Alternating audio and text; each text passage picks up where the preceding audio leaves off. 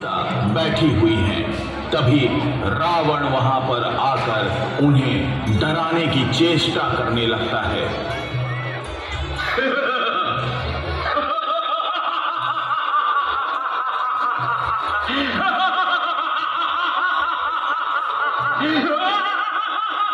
हे सुमुखी, तुम क्यों हट कर रही हो?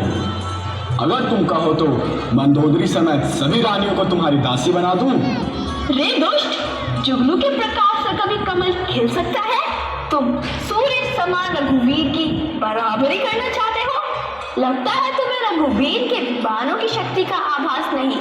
जिया स्वाभिमान में जो वही दानव हूँ मैं, जिसने जीत तीनों लोक वही मानव हूँ मैं। सारे कौम रो है बाधा करा काल भी अधीन, महादेव का जो भक्त वही रावण हूँ मैं। जिया स्वाभिमान में जो वही दानव हूँ मैं, जिसने जीत तीनों लोक वही मानव हूँ मैं। सारे कौम रो है बाधा करा काल भी अधीन, महादेव का जो भक्त वही रावण हूँ मैं। रावण हूँ मैं, वही रावण हूँ मैं।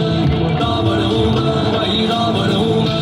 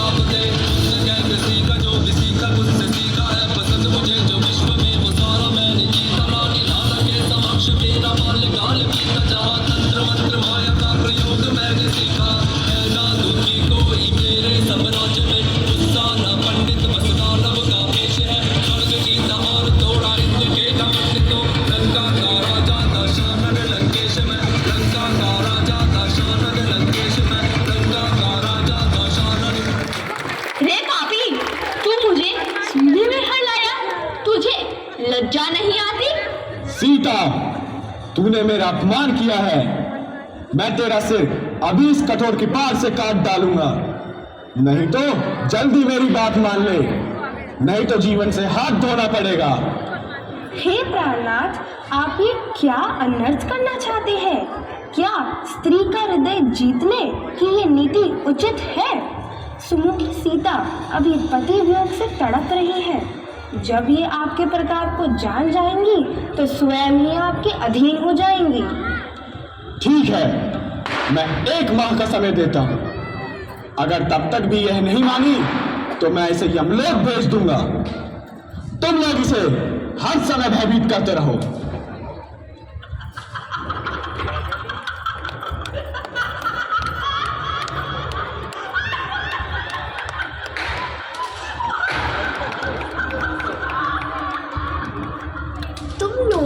व्यर्थ में ही सीता को भयभीत कर रहे हो। त्रिजटा, हम लोग तो लंकापति की ही आज्ञा का पालन कर रहे हैं। मैंने रात में एक स्वप्न देखा था कि एक बंदर ने पूरी लंका पे आग लगा दी है। राक्षसों की पूरी सेना मार डाली गई है। रावण के सिर मुंडे हुए हैं और वो गधे पर सवार है। रावण ने सीता को हरण करके बहुत अनर्थ कर दिया है। मुझे लगता है मेरा स्वप्न सत्य होकर ही रहेगा। हे माता, तू मेरी विपत्ति की संगिनी है। जल्दी कोई ऐसा उपाय कर जिससे मैं प्राण त्याग सकूं। प्रभु से बिना अब मुझसे सहा नहीं जाता। तू मेरी चिता सजा दे, उसमें जलकर मैं प्राण त्याग दूंगी। नहीं पुत्री, ऐसा अनर्थ सोचना भी मत। प्रभु श्री राम जल्द ही तुम्हें इस बंधन से मुक्त कराएंगे। मुझे उन पर पूरा विश्वास है। तुम थोड़ा धैर्य रखो। ऐसा कहकर त्रिजटा चली जाती है। तभी पेड़ पर बैठे हनुमान जी ने प्रभु राम की दी हुई अंगूठी माता सीता के सामने गिरा दी। सीता जी अंगूठी उठाकर इधर उधर देखती हैं। तभी हनुमान जी सामने आते हैं। क्या ये मुद्रिका आपने मेरे पास रखी है? क्या आप भी रावण के भेजे हुए कोई मायावी राक्षस हो?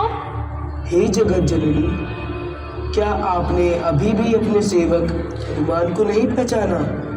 हे माता, मैं तो प्रभु राम का दूत हूँ और उन्होंने ही यह मुद्रिका देकर आपकी कुशलता जानने के लिए आपके पास भेजा है।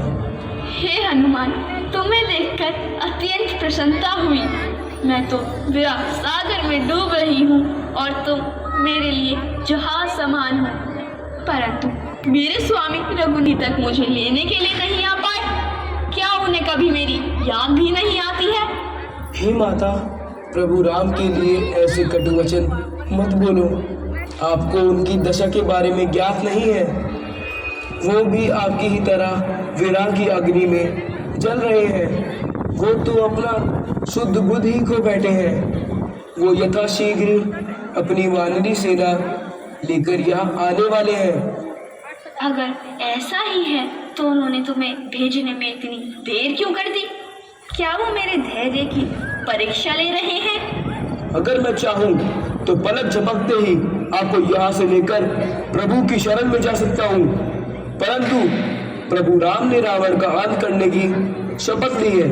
वो बस आपकी कुशलता जानने की प्रतीक्षा कर रहे हैं। हे माता, अब मुझे बहुत भूख लगी है।